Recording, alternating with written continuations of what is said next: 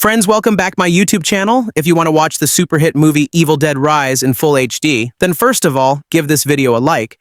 And if you are visiting our channel for the first time, then subscribe to this channel. The name of the movie we are going to discuss in today's video is Evil Dead Rise. So we will give you information about how and where you will get to watch Evil Dead Rise film officially. Apart from this, we will give you a detailed look at the pre-production, post-production, budget, box office collection and filming of this movie.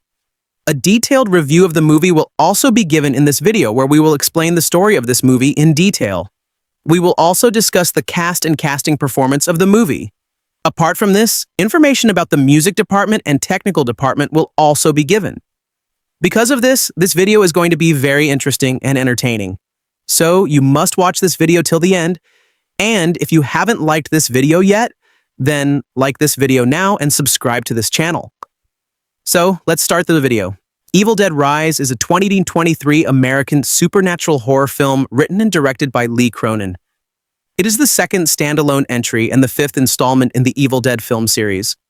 The film stars Lily Sullivan and Alyssa Sutherland as two estranged sisters trying to survive and save their family from deadites. Morgan Davies, Gabriel Eccles, and Nell Fisher, in her film debut, appear in supporting roles. The film's development was preceded by scrapped plans for direct sequels to Evil Dead 2013 and Army of Darkness 1992, and a fourth season of Ash vs. Evil Dead 2015-2018. By October 2019, Sam Raimi announced that a new film was in development, with Rob Tapert producing, Raimi and Bruce Campbell executive producing, and Cronin writing and directing the project. New Line Cinema, the first film's distributor, was announced as a production company involved. Principal photography took place in New Zealand from June to October 2021.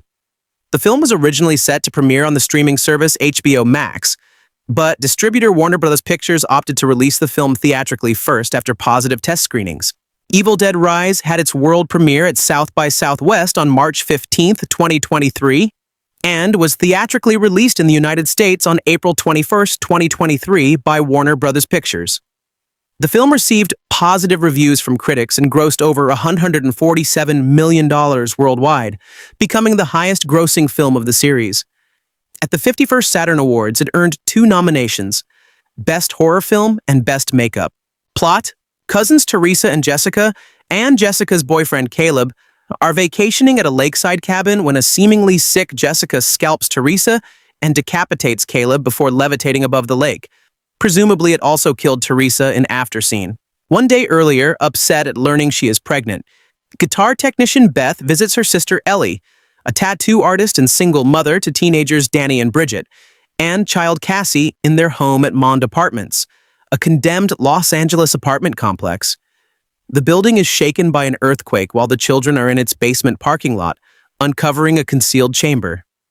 Danny investigates it, discovering religious artifacts, 3 phonograph records from 1923, and a strange book that he takes up to his room, believing he could possibly sell it and use the money to help Ellie.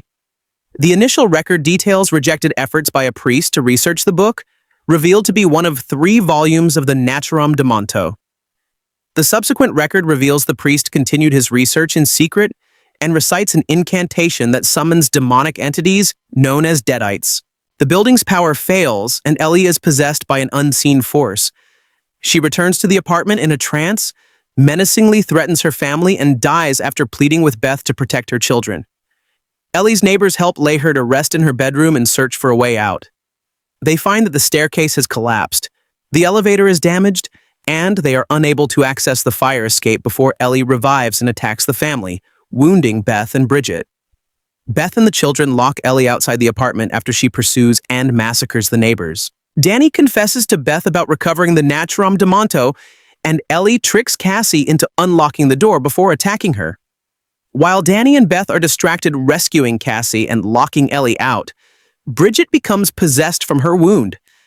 Bridget attacks Beth before turning on Danny and Cassie, who inadvertently impales her through the head with a broken broom handle.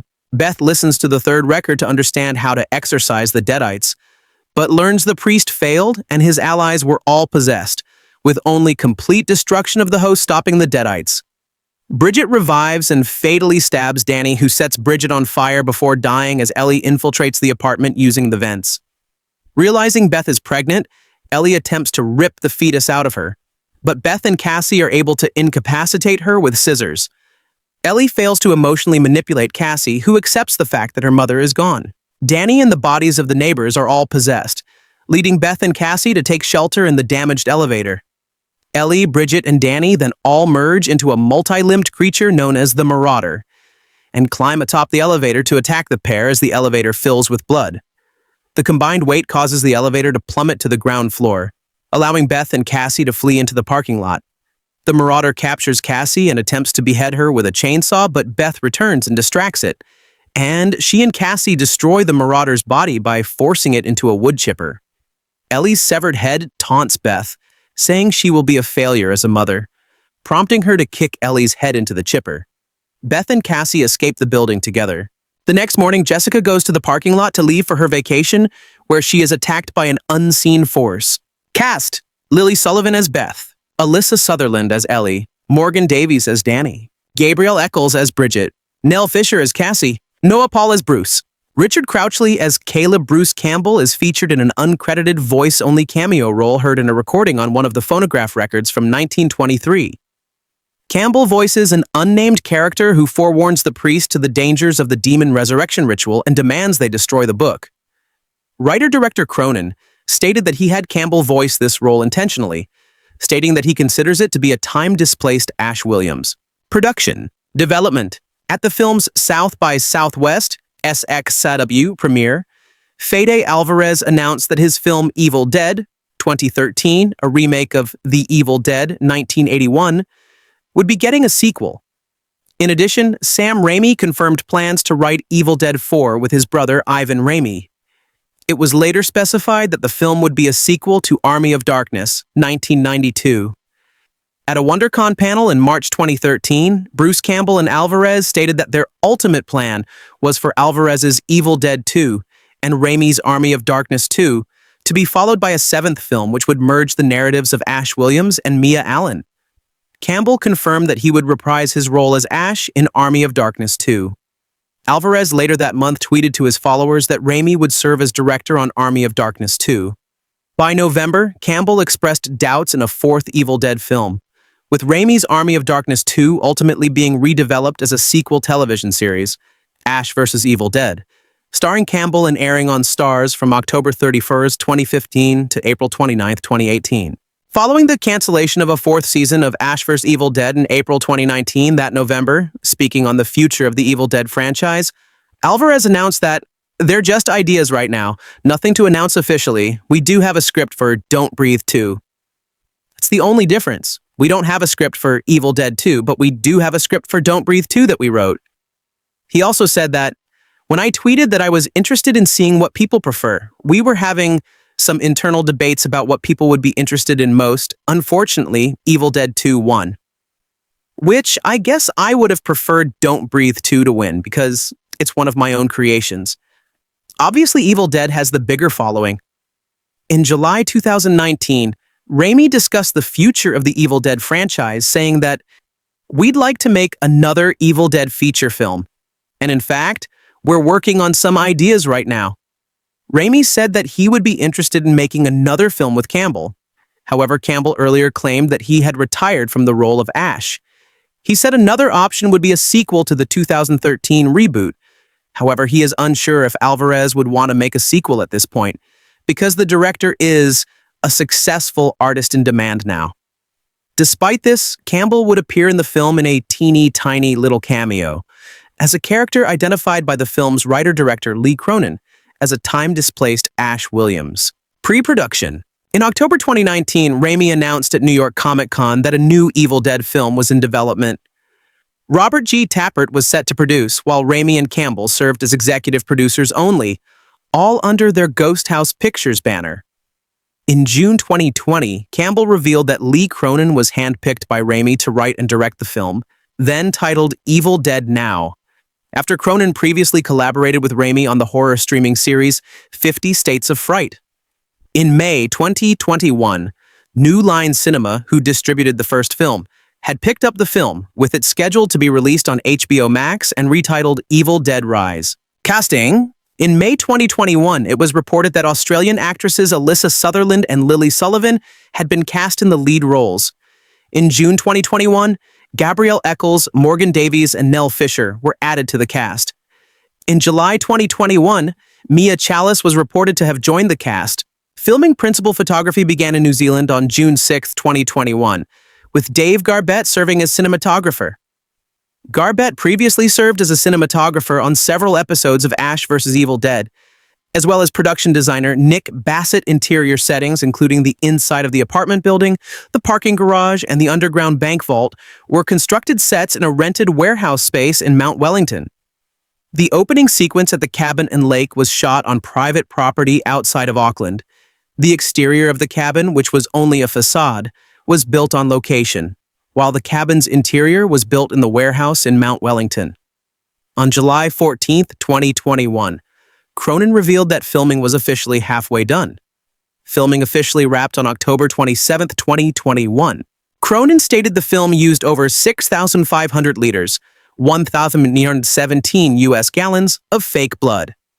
The fake blood is a mixture of food-based dyes, high-fructose corn syrup, and water, a recipe used by special effects supervisor Brendan Duray. Due to the amount of fake blood needed, a commercial food manufacturer was hired to produce the substance, and large bulk shipping containers were used to transport and store it. As with past installments in the series, the film relied more heavily on practical effects than computer-generated imagery. The bathroom in Beth's apartment was built on hydraulics to allow the set to shake. The apartment elevator was built in a steel frame that allowed it to be lifted or dropped. It was outfitted with removable wooden paneling that was treated to avoid being stained by fake blood. The scene in which the elevator fills with blood was accomplished by lowering the constructed elevator into a 6,000 L, 1,585 U.S. gal tank of fake blood using a forklift. The following shot, an homage to the 1980 film The Shining, in which blood pours out from the elevator into the building's lobby, took place on a full-size set made partly from plywood. 2 large dump tanks attached to a ramp allowed the amount of liquid to pour out from the elevator doors at the desired speed. The special effects team ran rehearsals of the sequence using stunt performers and water. The scene was shot in 2 takes, once for the wide shots and once for close-ups of the actors using a multi-camera setup. Cronin stated, "The cleanup would take about 8 hours, and so if we didn't get it the first time, we would clean up and then shoot it again at the end of the day. But we got it in the first pass." Post-production, the editing of the film's visual components took over 6 months to complete, in an editing suite in Cronin's hometown of Dublin. In March 2022, Cronin tweeted that the picture editing process had been completed, writing, "Onto music composition and sound design we go." Mike Farmer serves as the film's sound mixer. The negative pickup cost was $19 million. Along with his voice cameo on the phonograph record, Bruce Campbell also contributed Foley to the film, with Cronin stating, "There's a scene around an eye where there's some munching, and Bruce created that sound by eating an apple furiously for me." Music. In April 2022, Stephen McKeon was announced to be composing the score after collaborating with Cronin on The Hole in the Ground. 2019. Release. The film was originally set for a streaming-only release on HBO Max, but was switched to a theatrical release in August 2022 because of positive test screenings and the restructuring plan for film distribution at Warner Bros. Pictures that would see the studio relying less on HBO Max-only releases and more on theatrical releases. The film was theatrically released in the United States on April 21, 2023 by Warner Bros. Evil Dead Rise had its world premiere at T23 South by Southwest Film and TV Festival on March 15, 2023. It also had midnight screenings at Fantastic Film Festival Australia, simultaneously in Sydney and Melbourne, on April 20th. Home media. Evil Dead Rise was released digitally on May 9, 2023, and on DVD, Blu-ray, and Ultra HD Blu-ray on June 27th. The film was available to stream on Max beginning June 23rd. Warner Bros. Collaborated with Best Buy on an exclusive special edition Ultra HD Blu-ray Steelbook released on October 3rd. The release includes an audio commentary track by Cronin, Sullivan, and Sutherland, as well as the featurette raising A New Evil Dead. Reception. Box office. Evil Dead Rise grossed $67.2 million in the United States and Canada, and $79.8 million in other territories, for a worldwide total of $147 million. Deadline Hollywood calculated the net profit of the film to be $46 million when factoring together all expenses and revenues. In the United States and Canada, Evil Dead Rise was released alongside The Covenant, Chevalier, and the wide expansion of Beau is Afraid, and was projected to gross $15,020 million from 3,402 theaters in its opening weekend. The film made $10.3 million on its first day, including $2.5 million from Thursday night previews. It went on to debut at $24.5 million, slightly beating expectations, and finishing second behind Holdover the Super Mario Bros. Movie. A total of 58% of the audience was male, with 66% being between the ages of 18 and 35. The film made $12.2 million in its second weekend, remaining in second place, and then $5.9 million in its third, finishing in third behind Guardians of the Galaxy Volume Stranger and the Sound and Super Mario. Outside of the US and Canada, the film grossed $17.9 million from 58 markets in its opening weekend. The top markets were Mexico, $1.9 million, United Kingdom, $1.8 million, Brazil, $1.5 million, and France and India, $3.2 million, equivalent to INR 26.1 crores. Critical response. On the review aggregator website, Rotten Tomatoes, 84% of 234 critics' reviews are positive, with an average rating of... The website's consensus reads, offering just about everything longtime fans could hope for while still managing to carry the franchise forward, Evil Dead Rise is all kinds of groovy. Metacritic, which uses a weighted average, assigned the film a score of 69 out of 100, based on 38 critics, indicating generally favorable reviews. Audiences surveyed by CinemaScore gave the film an average grade of B on an A+ to F scale, while those polled by PostTrack gave it a 71% positive score, with 57% saying they would definitely recommend it. Accolades. Evil Dead Rise was nominated in 3 categories at the 2023 Golden Trailer Awards: the film itself for Best Horror, and You, Buddha Jones, and Free Level Up AV for Best Horror TV Spot for a feature film. It won the latter category for Click Review, Mo Cian. The film became a runner-up for Best Horror at the 6th Hollywood Critics Association Mid-Season Film Awards. At the 51st Saturn Awards, the film received 2 nominations for Best Horror Film and Best Makeup. Sutherland was nominated for Best Actress in a Horror Movie and Best Villain in a Movie, while the film was nominated for Best Horror Movie at the 4th Critics' Choice Super Awards. Future. In April 2023, Bruce Campbell stated that he, Sam, and Ivan Raimi were planning a possibility for future films in the franchise every 2 or 3 years if Evil Dead Rise is a success, stating, "I think the stories will progress a little more now. We're going to try and do them more like every 2 or 3 years rather than every 10 years. It's also the first time Sam is working with his brother Ivan to create an overall Bible that will give future writers and directors an idea of where this thing should go next to potentially tie in some of these stories. So I think it's going to get a little more tied in as the years go by. But because it's all about the books, it could be a book in the past, a book in the future. It's yet to be determined."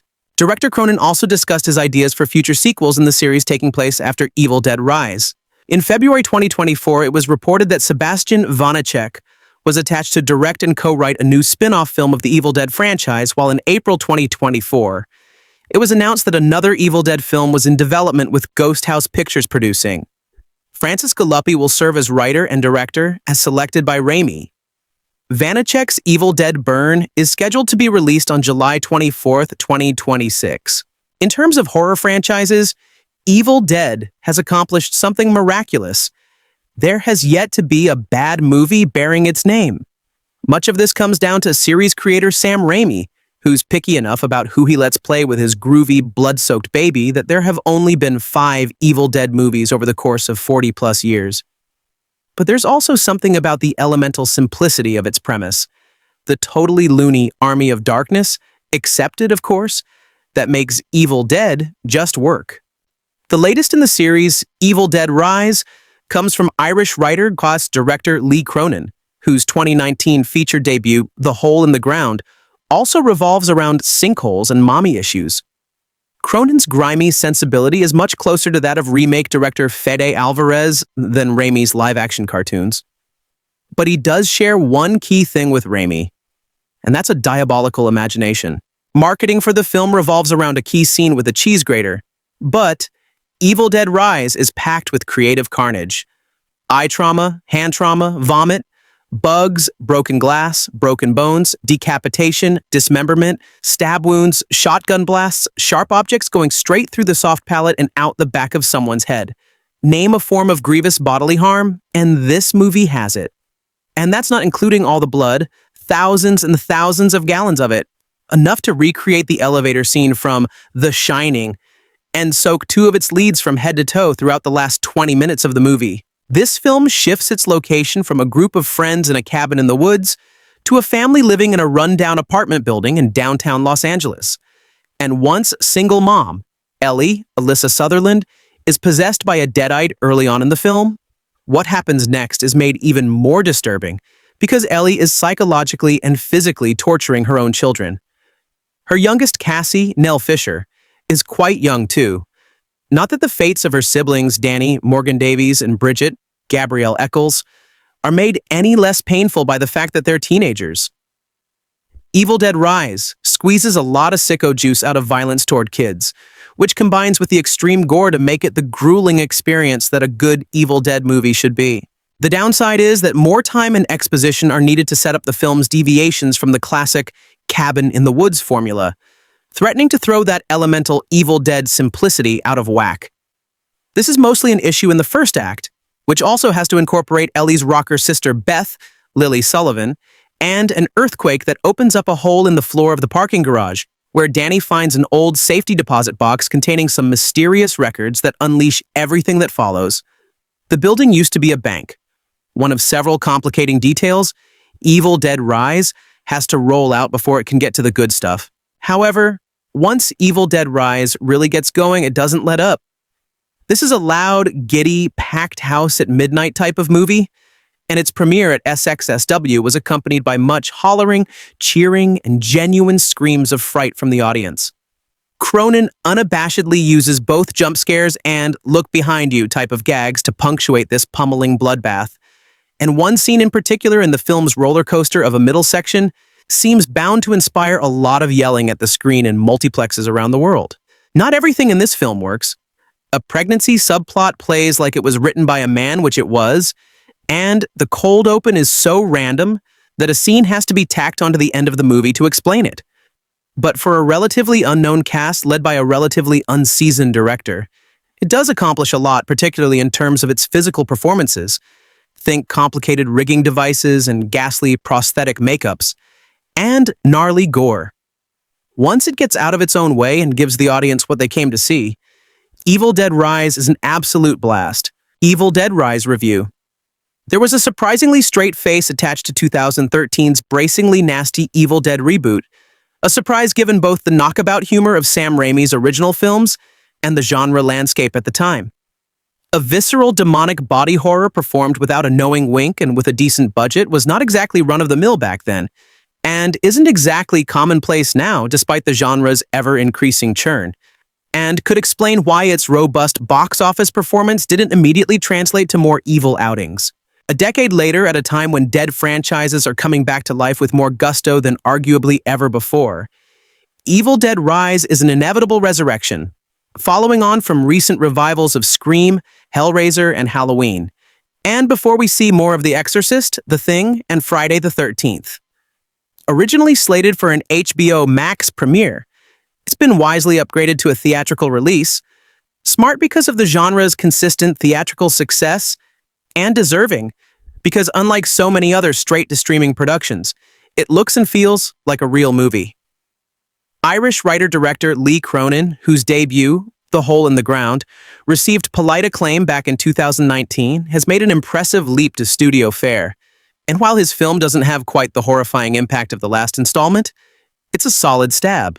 Like his last film, and for the first time within the Evil Dead series, Cronin focuses on a family unit. Beth, Lily Sullivan, sister Ellie, Alyssa Sutherland, and Ellie's 3 kids. Beth is taking a break from life on the road to visit them, grappling with an unwanted pregnancy while Ellie deals with a recent breakup. But family troubles are soon made insignificant when an earthquake releases a familiar cursed book, and a violent struggle to stay alive ensues. An Evil Dead film is known for a formula so set that it served as the most obvious inspiration for Drew Goddard's fun-poking comedy, The Cabin in the Woods. A group of youths experience hell when they head to a cabin in the woods. Cronin starts off with a nod to this. A cold open showing just that, but then rewinds a day and takes us to a soon-to-be-condemned apartment building in LA. Something of a challenge as a writer trying to create believable constraints for a survival horror. Why wouldn't they just, leave? His script does a decent enough job at explaining that away. The building is in a state of disrepair, and so the earthquake manages to easily affect the elevator and stairs. Although given the extremity of the situation, Mum turns into masochistic demon early on. One wonders if they could have tried a little harder to escape. As visually sleek as the film looks, and in the flattened world of cheaply cobbled-together streaming content, it really does look rather pretty. Cronin never quite manages to create enough of the claustrophobic suspense such a setup requires. It's all entertainingly deranged and mercifully brief, but we're never lured from the back to the edge of our seat by any of his frantic set pieces. There's more than enough cutting and slashing and decapitating for the gorehounds, and at times, the violence can be inventively nasty, but it's also a little too other for it to cut that deep. A little too fantastical for any injury to feel like it's happening to a body we can recognize as human. While the last film toyed with the theme of addiction, it came out before the horror genre at large had been infected by the obsession with making every story, no matter the fit, really about something more substantive, usually trauma. Cronin's follow-up is loosely about motherhood, and in an ultimately, and I believe unintentionally, sort of pro-life way, but it feels as though he's merely including it in an almost obligatory manner, a nod to where we're at right now, but without the heavy hand that so many other horror films have recently employed. He's far more concerned with seeing how much blood he can use in one movie, apparently more than 1,500 gallons. Sullivan and Sutherland are committed as the good and bad sisters, although Cronin's script requires the former to sell some eye-rollingly dim-witted decisions. One involving a pair of headphones at a time of emergency that would be a struggle for even Meryl Streep to convince us. Evil Dead fans alike, it's an explosive and very direct start to the film. Cronin sets the dark, bleak, and sinister tone of this film early on and sticks to it. If you're hoping for something closer to the original films and Ash vs. Evil Dead, you'll be a bit disappointed.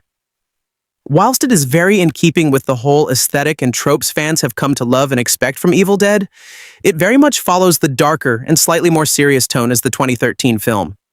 There are a few good comedic moments in there, but Conan wants you to cringe WS, gag, and potentially even vomit watching this, and I'm all for it. Makes for some wonderful viewing. Story follows similar format as its predecessors, of course, but incorporates its own little backstories and storylines that just make for a better movie. Overall, there are a few used to start laying the groundwork for even more exploration into his gory, disgusting, gross, and macabre universe. The Book of the Dead featured as different again. I can't go into too much detail here, but there's a bit of an explanation which could potentially lead this franchise to multiple other places. I won't say any more. Just go watch the bloody film. Pun intended. One of my complaints lies with the pacing of the film. With such an impressive opening, it sort of lulled for a bit before it cricked back up again. However, I am very happy to admit when it did get going, it did not let up. It came at you balls out with both barrels. Cast were a delight to watch. I can imagine they must have had an absolute blast making this film. The three younger cast members, Nell Fisher, Morgan Davis, and Gabrielle Eccles, were brilliant. It would be nice to see them in a few more horror films going forward. Lily Sullivan was superb. Her character's development and journey whilst caught up in this utter chaos was great. She was a badass throughout as well. Some great sequences and final girl moments. There was one standout star in Evil Dead Rise, though Alyssa Sutherland take a boo. She was outstanding in this, stole every scene she was in. Honestly, couldn't take your eyes off her. As far as Dead go, Ellie is definitely up there with some of the best. Fingers crossed, Sutherland starts pursuing more in this genre, as it would be fascinating to see what she could do regarding some stories and characters.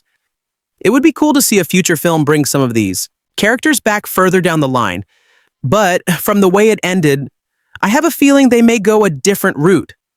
Of course, when anyone talks about Evil Dead, or anything concerning Evil Dead, there will always be one big thing that comes out: the wonderful kills, deaths, maiming, torture, dismemberment, gore, special effects, etc. Remy set one hell of a standard back in the day, and it feels like each entry into the franchise has always tried to one-up the previous ones and features something truly memorable, in a gross and repulsive way. Of course, scene or sequence in Evil Dead Rise well and truly delivers on all fronts. The gore was on point. You could tell you were watching an Evil Dead film, as were the kills and deaths in Night of Broken Bar, as well as a few other things. There are two things in this that really got to me and made me wince. Again, I won't go into detail as they are a treat for any horror on a broken bar. I just won't be going near a cheese grater for a little while. The special effects and makeup are spectacular. Always great seeing films still utilizing practical SFX. There's just something special about it, especially in this genre. A faithful sequel. There was a lot of speculation running up to the film's release this week about whether this was going to be a reboot or a sequel in the Evil Dead franchise. But having now watched the movie, I can report that this film is very much a sequel. It builds off of the original trilogy of films from 1983 and completely ignores the 2013 reboot. The horror has also been moved from the woods and into the city. Despite being a sequel, you will be hard-pressed to find any characters from the previous films here. What this film does is take key elements from past films and fill the gaps from 30 years ago. Despite the very different setting featured in this film, the director and writers have made it very recognizable by ensuring that the lore, the Deadite mother, and other aspects from the original films are in here. It is very clear that the creators behind the film want you to know that this is an Evil Data movie. The cast out there is a very large cast in this movie, all of which are newcomers to the series. Each character does a great job at selling their acting abilities to the audience and making us believe that they are one big, happy family. The chemistry on screen that each character has is perfect.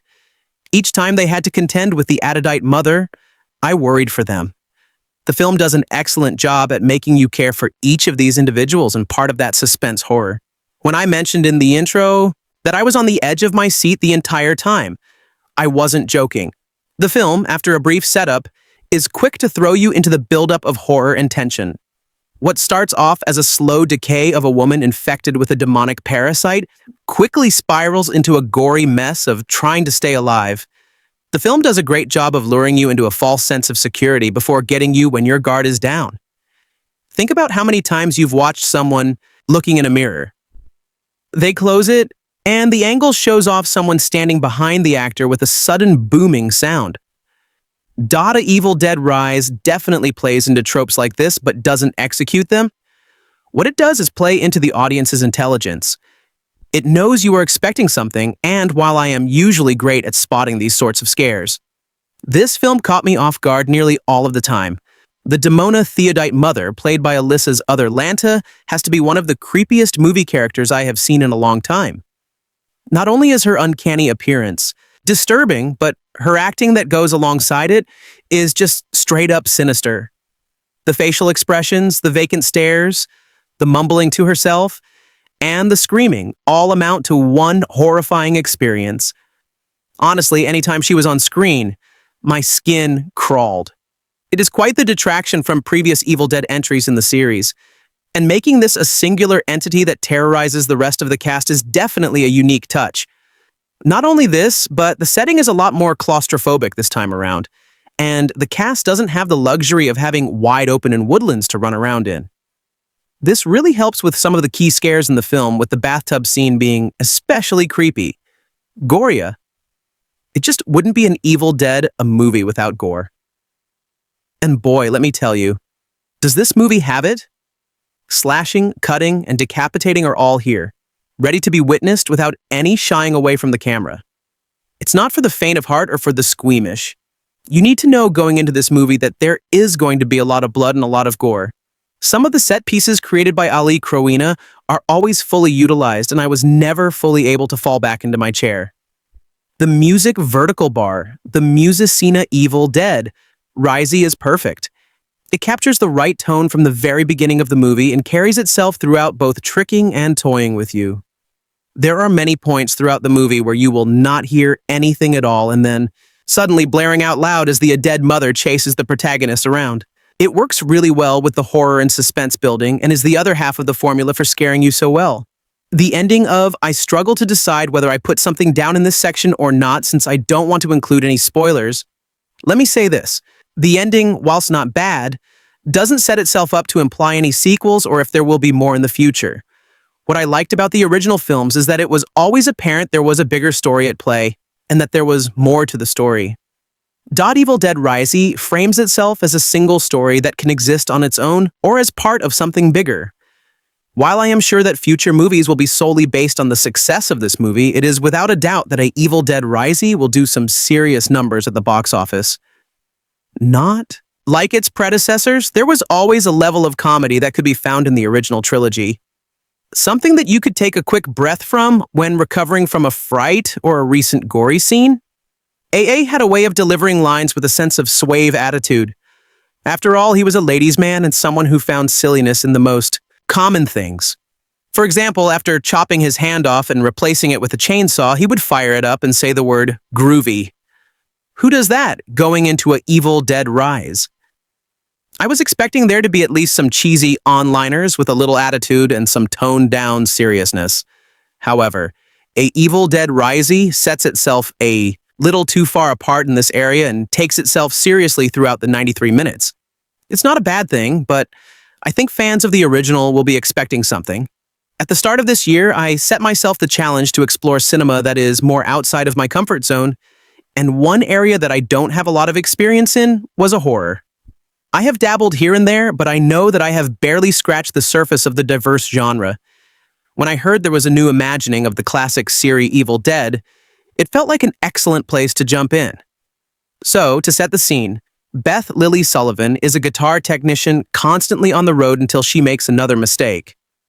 When this happens, she always goes to visit her sister Ellie, Alyssa Sutherland, who lives with her children Danny, Morgan Davis, Bridget, Gabriel Lee, and Cassie, Nell Fisher, in a bank that was converted into units. After realizing that Beth has been out of her family's lives for too long, the kids go off to get some pizza so the grown-ups can chat. But when an earthquake hits, a chasm reveals the old bank vault under the car park. Danny takes it upon himself to explore and disturb something he should have let lie. Now, while I will be pretty critical about this film, I also know that the subjectivity is high in a movie like this. There was a lot that I did want to champion. I have to give it to the actors here because they throw all of themselves into these roles. Alyssa Sutherland has to have this almost permanently unhinged expression on her face that must not have been easy to keep stoically in place.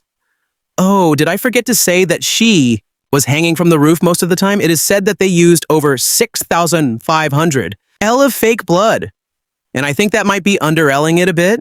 That must not have been a fun time given what I know about fake blood, but they make it work. It also helped that bar the opening teaser, most of this film takes place on the same floor of the same building, and they make the most of that space. However, I soon found myself disassociated from the film, and I think it began with its structure. It starts with the opening teaser, which might have the best title card drop in cinema. But this opening, set one day later than the rest of the film, also tips their hand about where the film is going.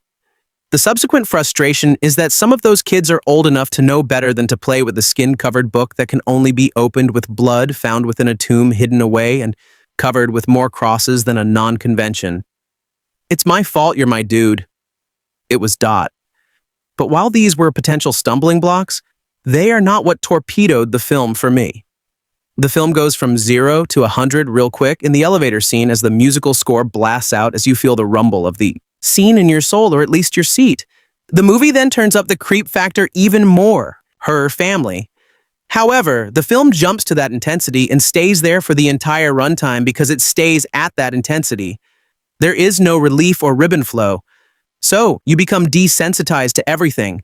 Then you start disassociating from the film and then sadly become just bored with the proceedings with only one use of a kitchen utensil to burst through. In the end, do we recommend Evil Dead Rise? Well, this is a difficult question to answer because for me there was one clear point where I dropped off this film. However, I am unsure if that, during my screening back that feeling up. If you liked Evil Dead Rise, I would recommend Upgrade Dia for you A in terms of horror franchises. Evil Dead has accomplished something miraculous. There has yet to be a bad movie bearing its name. Much of this comes down to series creating who's picky enough about who he lets play with his groovy, blood-soaked baby that there have only been 5 Evil Dead movies over the course of 40-plus years. But there's also something about the elemental simplicity of its premise, the totally loony army of darkness accepted. Of course, that makes Evil Dead just a work. The latest in the series, A Evil Dead Rise, comes from Irish writer-director Cronin, whose 2019 feature debut, The Hole in the Ground, also revolves around Sanyo and mommy issues. Cronin's grimy sensibility is much closer to that of remake director Dalvareza than Ray's live-action cartoons, but he does share one key thing with Remy, and that's a diabolical imagination. Marketing for the film revolves around a key scene with a cheese grater. But Evil Dead Rise is packed with creative carnage, eye trauma, hand trauma, vomit, bugs, broken glass, broken bones, decapitation, dismemberment, stab wounds, shotgun blasts, sharp objects going straight through the soft palate and out the back of someone's head, and aim a form of grievous bodily harm. And this movie has it. And that's not including all the blood.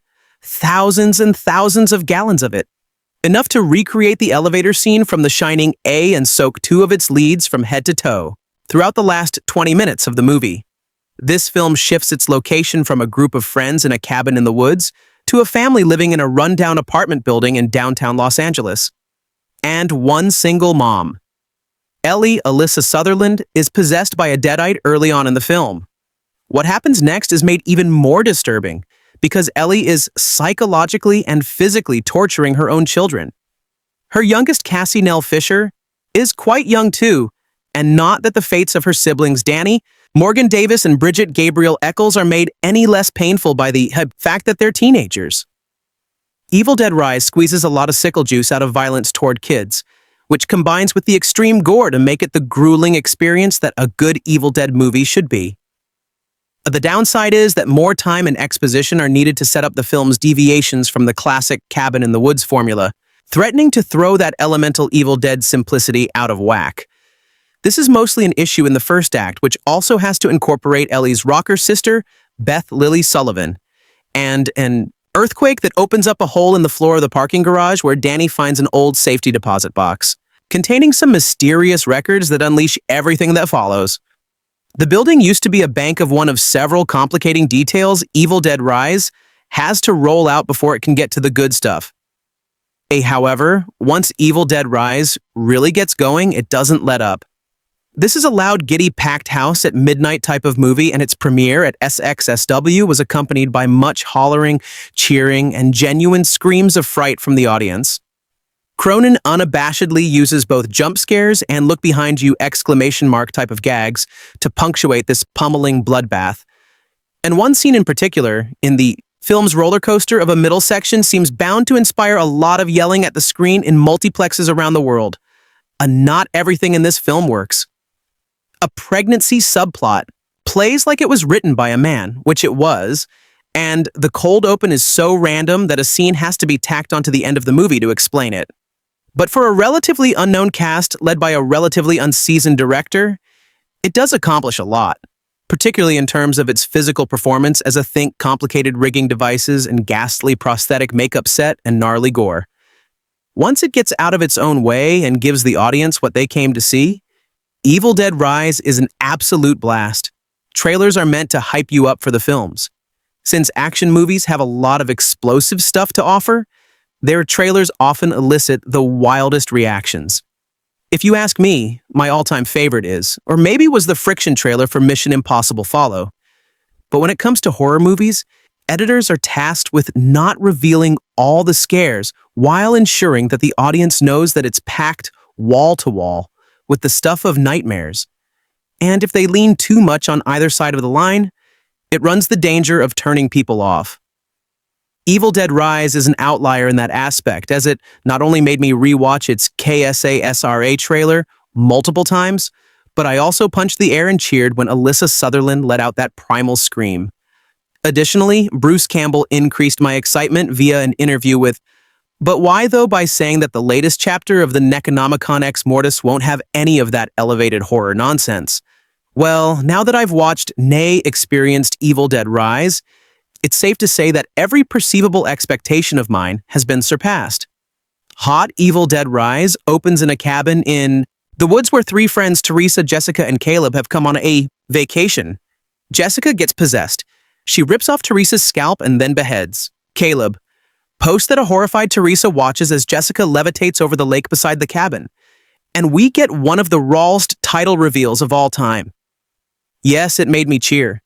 The narrative then shifts to Beth, someone who works as a technician in underground bands. As she goes to visit her sister Ellie and her three children, Cassie, Bridget, and Danny, who live in a decrepit apartment complex, things are tense upon arrival as Ellie's husband has left her.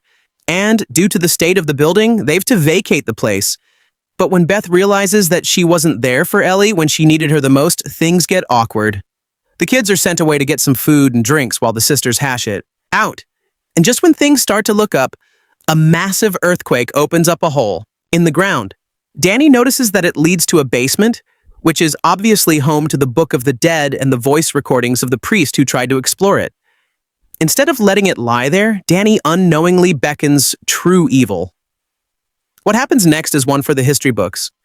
I think Lee Cronin was aware of the fact that people were getting a little too proud of their ability to stomach fake blood, gore, and puke. You'd find me going around laughing at people for shying away from the genre because of a few jump scares.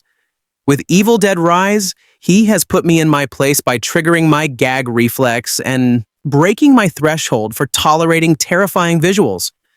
The images and sounds that Cronin and his team of amazing artists conjure can be termed nightmare fuel. Production designer Nick Bassett, set decorator Gareth Edwards, and art director Nick Connor give the apartment the very lived-in feeling. Every nook and cranny has a bit of history and character that's about to be burned, drowned in vomit, or soaked in blood. The use of household items is insane. I'm not going to see a grater the same way again.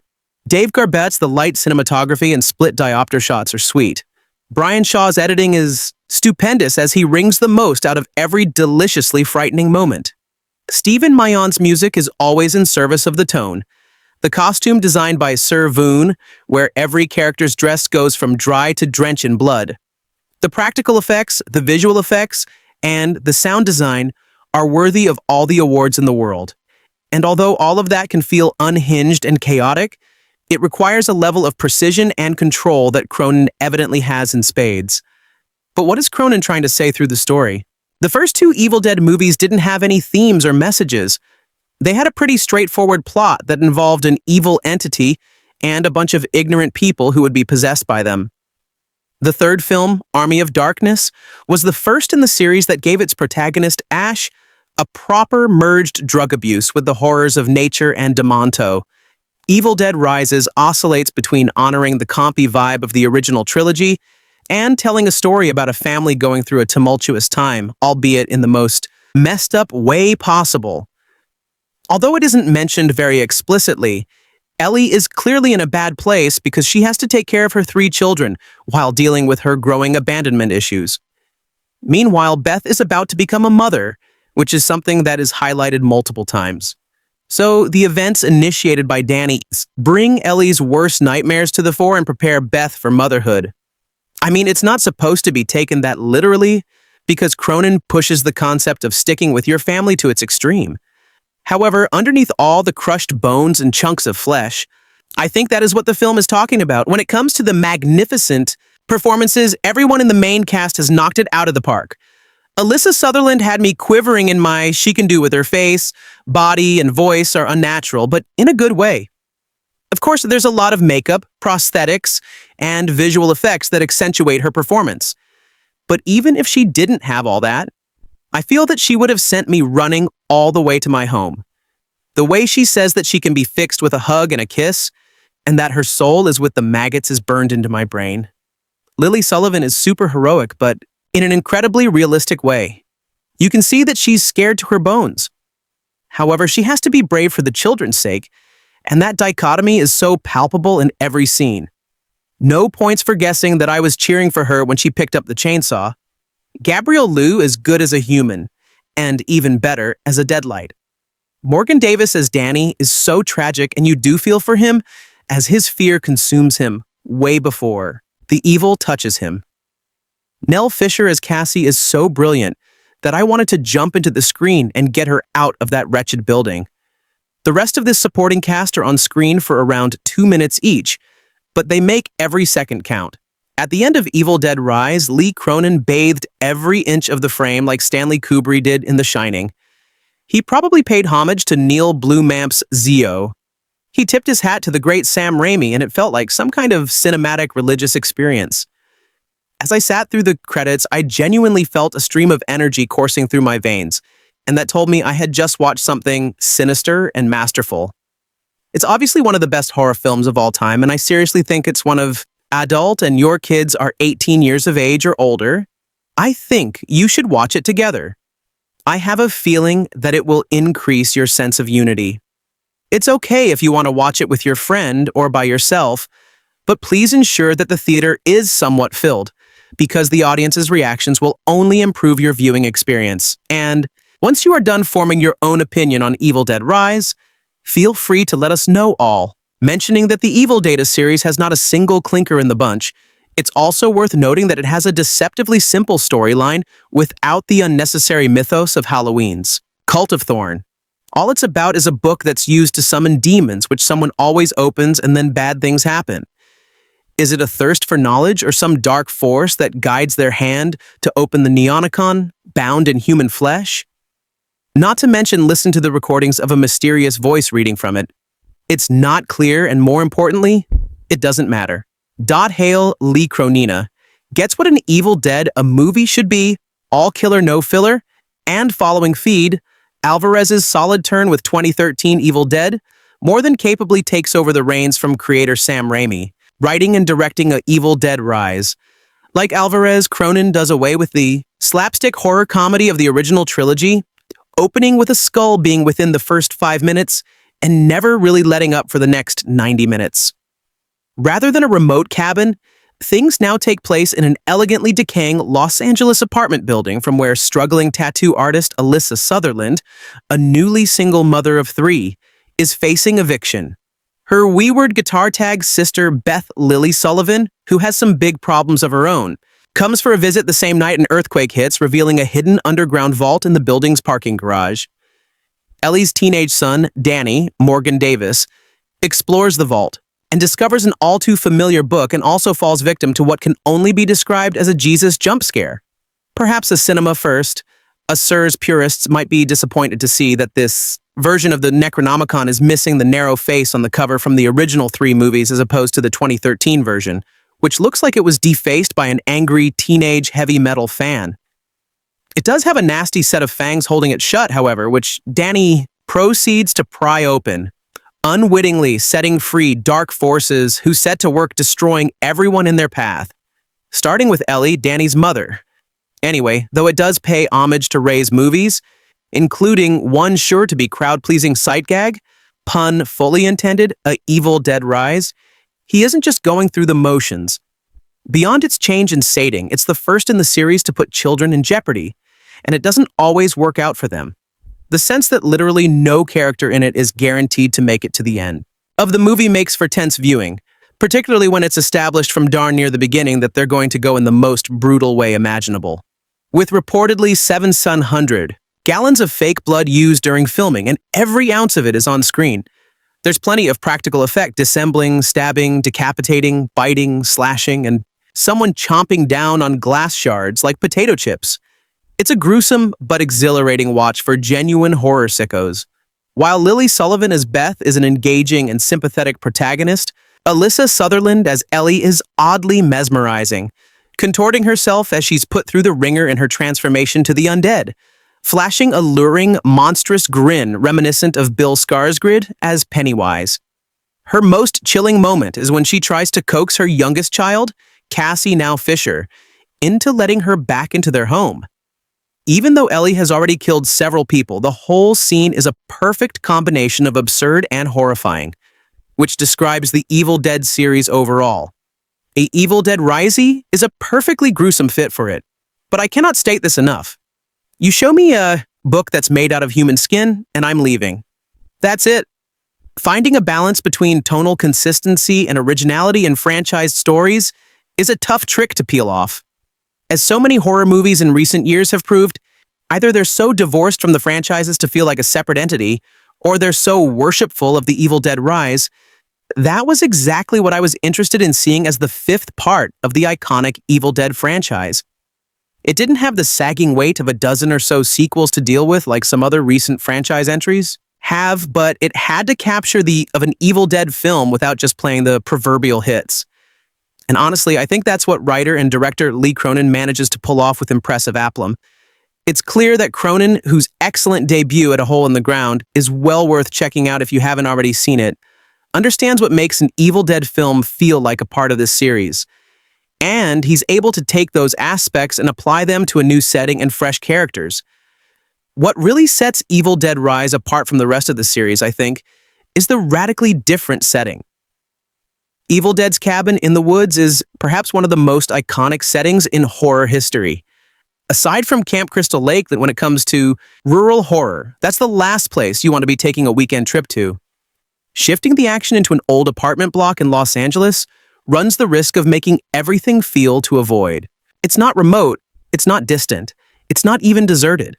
The apartment block is full of people in a packed-out city, but Cronin manages to make it feel completely oppressive in a way that instantly conjures the feel of Evil Dead's original cabin. With crumbling stairs, peephole kills, and a blood-soaked elevator, Cronin somehow makes this place feel just as helplessly remote as a shack in the middle of nowhere. The sheer brutality of the movie is also an Evil Dead standard. Not just the extremity of the violence, though. If that's something you enjoy about the films, it's certainly here. But in how relentless and unfair the violence is. With the story revolving around a family, there's a sense at the start of the film of the familial bonds conquering all. But that notion is pretty quickly fed into a wood chipper. The tight 90-minute runtime really makes you feel like you're not getting a second to catch your breath. And the set pieces are consistently excellent. Alyssa Sutherland as Mom Ellie turns out the killer. Hey, villain performance committed to the bit and utterly chilling in her grotesque query. That twisted sense of humor, especially in a fun referential bookend, keeps it from feeling too po-faced, but it doesn't fall into the drudgingly self-aware humor of some recent horror sequels. The iconography of Evil Dead is here at anachronic, the chainsaw, but it's set against a different backdrop and different characters in a way that makes it feel genuinely fresh. Cronin's respect for and love of the series is written all over Evil Dead Rise, and he's managed to make a movie that is distinctly an Evil Dead film without just being a rehash of Evil Dead amongst a sea of incredible sequels flooding the market in 2023. Evil Dead Rise is the perfect culmination of this franchise's untouchable legacy. I am not quite sure how it took a full decade for us to gain another entry after 2013's stellar, beautifully hyper-violent Evil Dead. But here we are, an ensemble cast form a dysfunctional family amidst the death. Nail of a wine-booming apartment building produced by Sam Raimi and Bruce Campbell and written-directed by Lee Cronin. A Evil Dead energy flows through the veins of atmospheric and sadistic gory treat. A Evil Dead Rise an intro that promised my packed crowd both a lot of gore and that it would be a roller coaster. Definitely set up my expectations for a nasty good time at the movies almost immediately. The film delivers in a big way. It folds itself over into fast-paced horror suspense by rolling through our first set of victims. A tactic previously employed skillfully in 2009's underrated A Friday the 13th Terror Boot works wonders here to establish the stakes in a major way. Just as the title treatment quite literally rises to the occasion, the audience broke out in uproarious applause. This is truly a possession movie done right in the vein of a horror classic franchise whose mythology and general vibe is perfectly emulated. His strange sisters Ellie, Alyssa Sutherland, and Beth Lily Sullivan are about to have their relationship put to the ultimate test of Beth. A guitar tech for a popular band arrives to stay with Ellie and her quaint little family while reeling from the fresh discovery of her pregnancy. Their building is getting knocked in a month, and thus most of its various tenants have already moved away elsewhere. Ellie tries to be the best mom she can be under insurmountable pressures to find them a new home, and quick siblings. Bridget Gabriel Echo, an activist prepping for an upcoming Labor Day protest. Adventurous DJ in training Danny Morgan Davis and curious young child Cassie Nell Pfizer don't seem particularly fazed by the family's current living situation. They gossip about their building being a former bank. If one has ever seen a horror film before, they will know that is being mentioned for a particular reason. With its base family dynamics firmly established, a evil, dead risey gets free, reign to go as wildly off the rails as possible. A massive earthquake happens. That rattles the very foundation of the building and horrifyingly cracks deep holes into the parking garage. One massive crater specifically catches Danny's eye. He proceeds to climb down into it. A busted open bank vault houses something that looks to be an ancient tomb. Religious imagery jumps out at him as Danny decides to steal a couple vinyls he finds. The biggest and perhaps iconographically speaking the most recognizable element of the series makes its appearance. The Book of the Dead, teeming with bugs and a door and with grimy-looking teeth. Nothing about this book is inviting whatsoever. Yet Danny seems to awaken something inside. He plays two of the records of the first tells of a unique artifact. The second book's SPD is a direct translation of the ritual resurrection passages. This clueless child awakens an ancient evil that zooms towards a clueless Ellie in the elevator. Mommy is not quite so normal anymore. What follows is about as bonkers as one would anticipate. Decapitations, shards of glass being swallowed, a cheese grater to the leg muscly broken bar. If one watches these flicks for the nasty goopy stuff, they will know to be disappointed. Cronin uses just about every imaginable tool in his box, including but not limited to a Hellraiser-style orchestral score, a part of the demonic entity, a modern-day equivalent to the original's Vine Rape and the greatest bloody elevator sequence, Sincere. The Shining franchise, Easter Exoplenty rain down, like bloody drops of perfection, coupled wonderfully with squeamish practical effects, work nostalgically. Speaking words cannot express the sheer joy I felt at hearing the Deadites spouting Dead by Dawn, an obvious tribute to 1987 Evil Dead 2A Evil Dead. Risey delivers everything fans crave and more on a shiny, eye-popping platter between crowd-pleasing moments of horror violence, familial connection, and badass onliners, and a show-stopping Alyssa Sutherland as the signature baddie. I cannot think of a single issue I had with this production from top to bottom. There is nothing quite as satisfying as when a long gestating project is worth the wait. What started out as a simple streaming release was altered to going theatrical on the strength of its test screenings. Come hang out with the picture-perfect family in their dilapidated, seemingly inescapable abode. Be warned, there will be blood, demon scream, and delight when an Evil Dead Rising limbers into theaters everywhere on Friday, April 21st. Writing and directing a sequel to a beloved horror franchise is no cakewalk. Despite how easily Cronin makes it look with Evil Dead Rise, his continuation of the iconic series about deadits and boomsticks is as vicious as Fede Alvarez's stupendously malevolent 2013 remake sequel opens the door for future entries to explore the lore in exciting ways and owns its place in the series as a standalone horror bombshell. Cronin's ability to make signature Evil Dead staples his own. Like the whooshy Demon Vision camera, zooms made famous by Amy makes Rise its own three-headed beast. It's aggressively scary, it's sickly hilarious, and it's a stone-cold killer.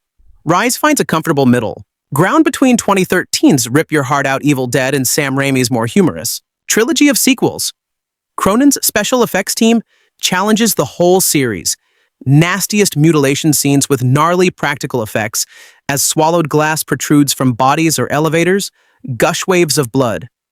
Rise somehow keeps up with Fede Alvarez's reported 70,000 gallons of blood used in 2013's Evil Dead while keying into a more heartfelt yet still traumatic battle against Beddits that reclaims some of Raimi's comedy chops and uses that dark humor to contrast the darkest plunges. Alyssa Sutherland manly teases victims as single mother Ellie, our new patient Zero Deadlight. After her brilliant transformation into this hellish, screeching vessel of evil, she manipulates her motherly playtime voice as a sick trick to mock whatever flickers of her soul still exist. Sutherland spews a handful of funny yet freaky lines like "mommies with the maggots." Now that hit even harder when chased by a nightmarish, rotten smile. She puts on a deady acting showcased by enduring squeam-inducing body horror, while cackling madly around discarded corpses. Rise isn't as comedy-forward as Evil Dead 2, though, and the setup is genuinely unsettling. Cronin's newly introduced Necronomicon, which is latched by jagged teeth like a Venus flytrap, unleashes the same merciless deadite obscenities on Ellie's 3 children and her visiting sister Beth. Neighbors stuck on the same floor as Ellie's apartment add themselves as body count fod to keep the slayings plentiful. But it's her family who withstands the most physical, psychological, and surreal attacks that gorily weaponize everything from cheese craters to sharpened staffs with baby doll. Heads crafted by littlest daughters. Staff Annie will be a fan favorite drop. Lily Sullivan plays Beth as a strong hero to Ellie's dead-eyed villain. And together with Morgan Davis as DJ in training, Danny Gabriel Eccles as free-spirited protester Bridget, and now Fisher as teeny tiny Cassie they endure. Trials with performances that bravely meet any moment pure fear, familiar loss. And wherever the story veers due at its gory, A Broken Bar Evil Dead Rising is a pure Evil Dead movie, do a given them. Series unparalleled consistency in delivering great movie as A Broken Bar that should be all need to know A. Whereas the 2013 remake was modeled after the original film, this one forges a new path. Tonally, it lies somewhere between The Evil Dead and The Evil Dead 2. A, taking the carnage out of the cabinet into your living room gives the formula new life.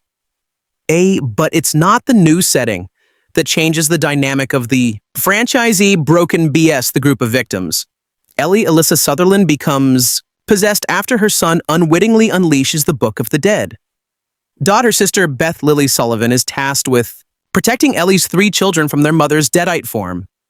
With the power out and no escape from there. Apartment building, A Broken Bar. It's going to be a long night. Horror movies have conditioned us to accept that your life is disposable after you turn 17. Pretty much anything goes when you hit your senior year of high school. Punishment is what they deserve. At least according to throngs of middle-aged horror filmmakers they're drinkers, drug users, and a broken bar. Get these, a broken bar. They like to fornicate.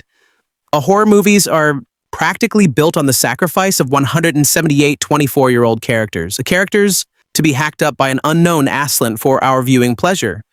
Evil Dead Rising doesn't believe in any of that. Its antagonist is as close as possible to the characters who find themselves in peril. At it's their mother, Broken Bar.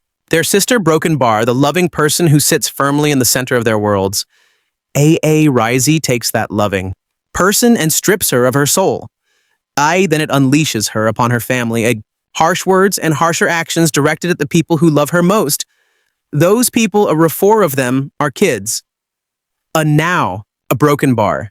I couldn't fully place the ages of the 2 older children. A1 can drive, so he may be that disposable 17-year-old character we know and love. He tells his sister that she should get her driver's license so she too may be in the acceptable range for on-screen violence. The 3rd child is very young.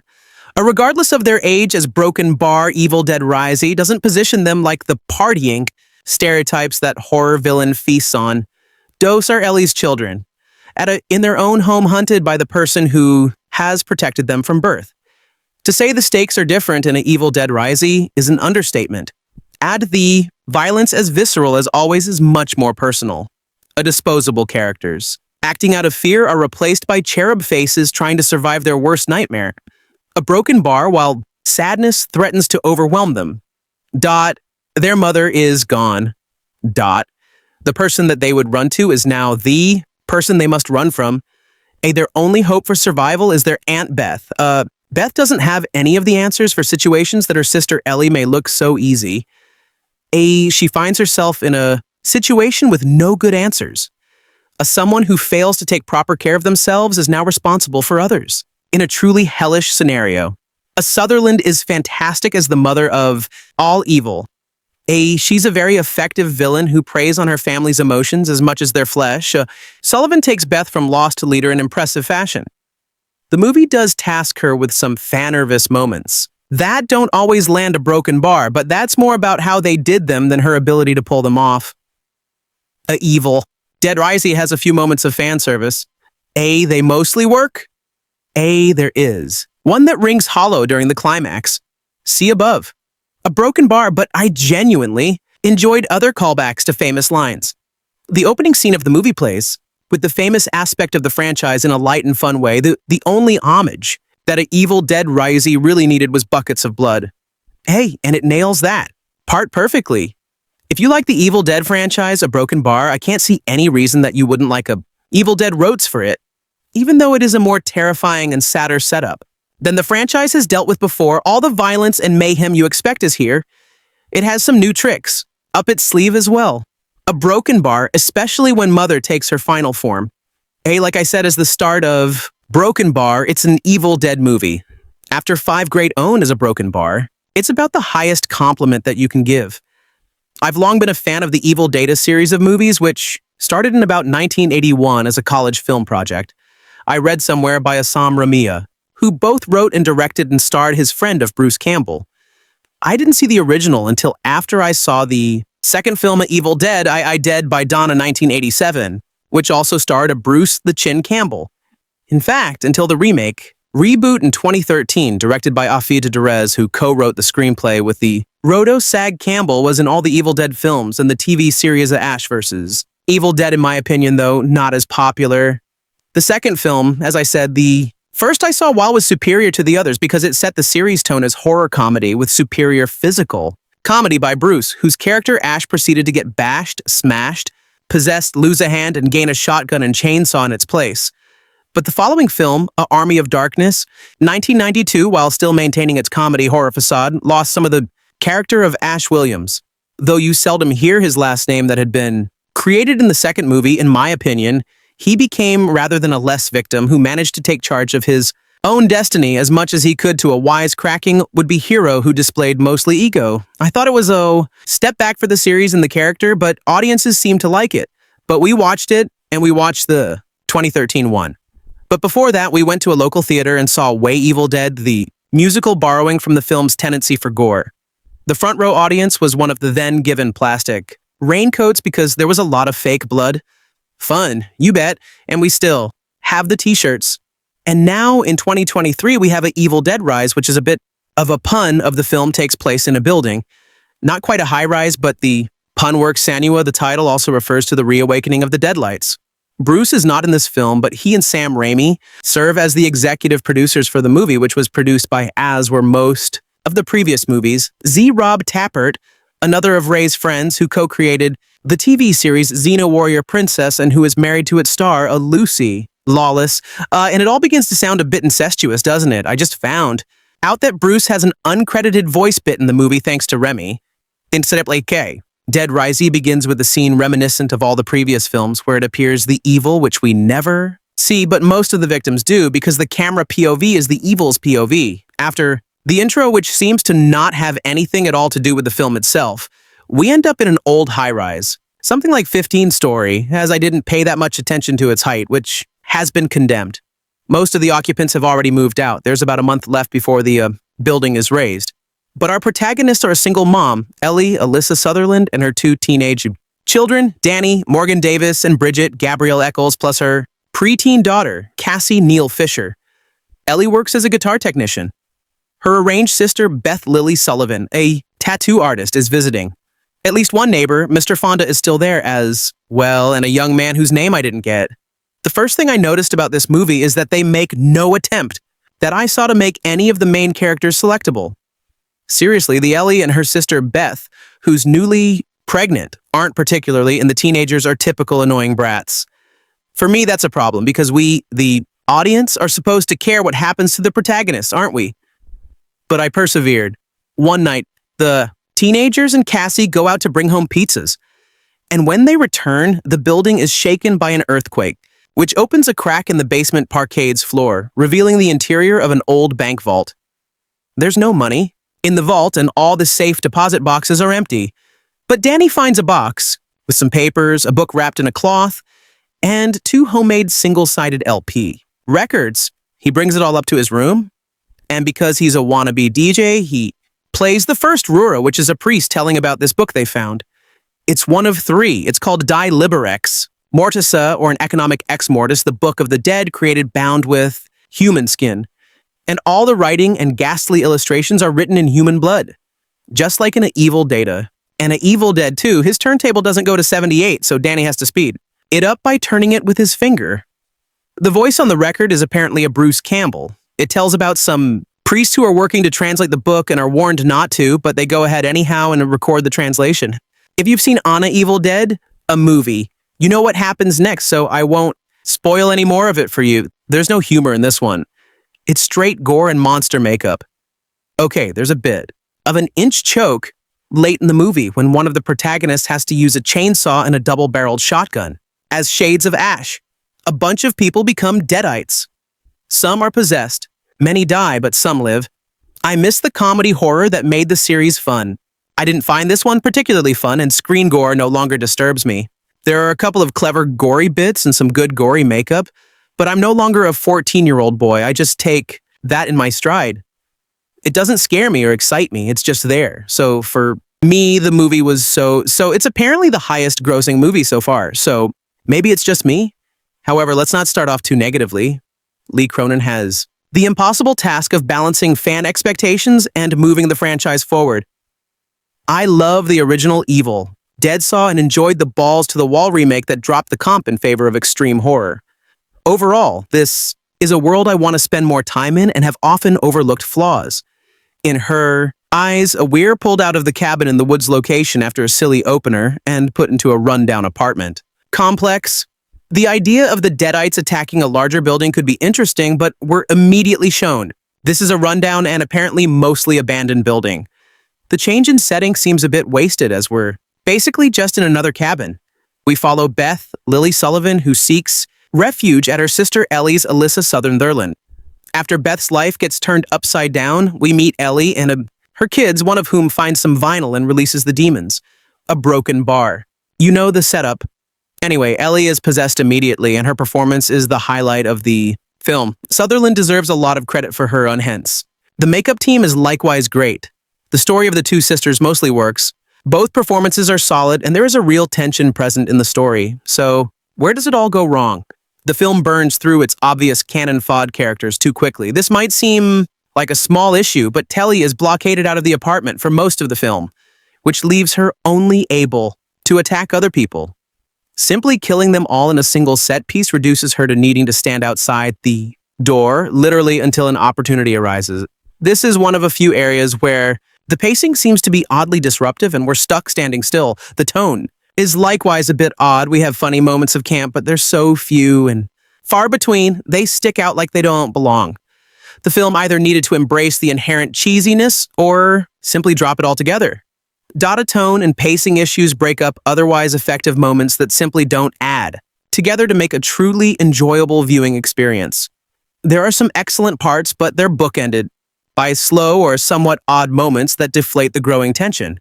The film almost seems to restart at several moments, which means there is simply no momentum. I think this one is overall weaker than the previous entry to the series. However, I didn't regret watching it. I think fans will find enough to grab onto to have a decent viewing experience, but don't expect this one to become a classic. It has been 10 years since the last day Evil Dead film took to the theaters and 5 years since Sia Ash vs. Evil Dead graced the streaming TV screen. With the talk of Deadites seemingly left in the past, Evil Dead Rise is trying something new again. One of the most talked about changes is the scenery. As this supernatural terror takes place in the Sidya, not in a medieval one like Army of Darkness, Evil Dead Rise is about to arrange sisters whose reunion in their apartment is cut short by the rise of flesh-possessing demons, forcing them into a battle for survival close to home as they face the most nightmarish version of family imaginable. Ellie has 3 children of varying ages, each with distinct personality, as a while Beth was a constantly traveling audio technician for a band. Of course, the classic Necronomicon, aka the Book of the Dead, is still the common factor that sets everything in motion with a slight modern twist. Alyssa Sutherland's Ellie being the main possessed one, aka she turns into a dead-eye, may have been one of the best performances compared to the others in the previous films. She is a vicious antagonist with funny quips to die for. Even Lily Sullivan's Beth works well, as she is quite reliable protagonist in the actions. She take a like protecting Ellie's children at all costs and getting to the bottom of what is happening in the apartment. She is kind of like Ash Williams in the TV series, but a lot less childish and more serious, through the return of the chainsaw killings and the gorefest. This film may have had one of the most brutal deaths or bodily injuries of them all, and the last one had 70,000 gallons of fake blood used throughout the film. The director Lee Cronin reportedly used about 6,500, roughly 17,000 gallons of fake blood for this film, or a lot less, but arguably more impactful. The practical effects scene, Evil Dead, Resi strived to keep the routes of the world created by Sam Raimi, with a lot of the props and close-up gags appearing to use less VFX or CGI. The film's use of clear physical props was amazing to me because the shots of the characters going through the torture porn of painful, questionable choices made me truly wins. It gave me Sawa vibes, pushing the genre of showing things like what would happen if a human swallowed glass without any issue set, or what would it look like if Yuchi's grated someone's skin, big ouch. Despite this being another soft reboot to the franchise, Cronin understood the assignment. He kept a lot of the tropes from the original Evil Dead trilogy at interesting moments, hitting similar story beats that Ash went through, minus that Bruce Campbell flair. I think it was smart to keep that sibling family core story element.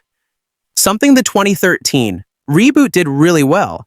It can be a very overlooked rule in the Evil Dead series because Asha never mentions losing his sister Cheryl too much beyond the first film. Return Evil Dead, the game Migrate, to see how the modern films show more trauma. Without getting into spoiler territory, Evil Dead Risey, really, propelled some of the staple characteristics and scenes from the gay Evil Dead films, just throwing out some iconic moments. There have been various takes of the disturbing sexualization of the three-branch anti-tentacles, taking one of its victims the Tapert, the vomiting of bodily fluids or blood in the shots of the Book of the Dead. All of these movie memories were all things I took great pleasure from in the previous films, and Evil Dead Risey had a slight lackluster take. It is an awesome throwback to past iterations, but I think just including it is not enough. I would have liked to see either a more terrifying take on them or an elevated version of it. The cheesy camera work of the Kandarian demon sweeping through the forest all made its return along with it, zooming through the city. Now I enjoyed the nod to it near the beginning of the film and how Cronin teases us by breaking some of those old rules. The lovely Dutch angle shots were a nice Remiism touch last seen in his directing extreme close-up shot, and a wide-angle shot seems to be his own specialty because it definitely made me feel a little unsettled. It is also a smart shot of showing the audience an unsettling moment while the other characters are completely oblivious. The close-ups using the apartment door peephole also added another uncomfortable level to it all.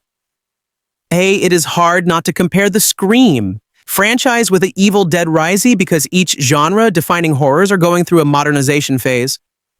As of right now, I think a Evil Dead Risey feels like it is somewhere between a Scream 4A and a Scream 2022A in terms of comparing reboots, Chai-Shine sequels. A slashes versus supernatural forces are two very separate genres of horror, but this cultural shift of modernizing classics has an evident resurgence. I say this with the hope that the Croninverse version of F.A. Evil Daddy can continue to explore the modern horrors of the Necronomicon and can reinvent itself in a newer, more fun way. Evil Dead Risey will definitely keep you up at night, making you think about human mutilations and how much blood the human body has, but in a good horror way. If you have been craving more Evil Daddy content, this one will not disappoint as it built more lore alongside the classics. I hope to see more of Cronin's direction for the series going forward, provided it does not get scrapped and takes another 10 years for the next film to rise up again. The Evil Dead franchise might be the most consistent horror franchise there is. Sure, you can argue it's down to them only having 5 movies, unlike the big 3, Jason, Freddy, and Michael, having at least 8 A12 movies each. And sure, that is part of it, but I believe the big chunk of it also goes into having your big bad being, this invisible evil that possesses anyone and everyone, and there is no escaping it, and it's only up to the filmmakers behind each movie. Anthea Ash vs. Evil Dead, a show 2015, a 2018, how they will approach each sequel. Thought a Evil Dead Risey might be the most departure ever, as for the first time in this franchise, we are in a big city rather than the usual cabin in the woods. So I was a bit scared about that. Surprisingly, it worked beautifully. This film is one of the prime examples of they understood the assignment I have ever seen. The Evil Dead franchise is not just about blood, gore, and guts flying everywhere, despite that is what many might think. But no, the big part of why this franchise has survived since the 80s is having a great lead. And ever since the Evil Dead 2013 remake, we all understood that a Bruce Campbell is irreplaceable. So why try and give us someone like him? That is why newer movies steered away from having your traditional male protagonist and gave us female leads. But this time, we have kind of two, with Alyssa Sutherland and Lily Sullivan playing sisters, one of which gets possessed by the evil and goes a bit nuts as customary in these movies. And I loved every second of it. This is also the thanks for watching films.